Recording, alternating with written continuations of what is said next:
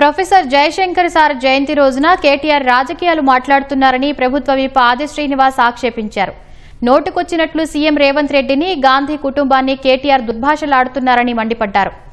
రాష్ట్ర ప్రయోజనాల కోసం ముఖ్యమంత్రి ఢిల్లీ వెళ్తుంటే బీఆర్ఎస్ నాయకులు మాట్లాడే తీరు హాస్యాస్పదంగా ఉందని ఆది శ్రీనివాస్ ఆక్షేపించారు.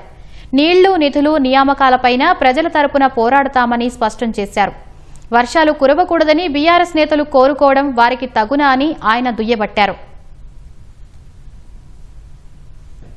తెలంగాణ ఉద్యమకారులను ఏనాడు పట్టించుకొని కేటీఆర్ గాని కేసీఆర్ గాని. అక్కంపేట ప్రొఫెసర్ జయశంకర్ గారి స్వగ్రామం.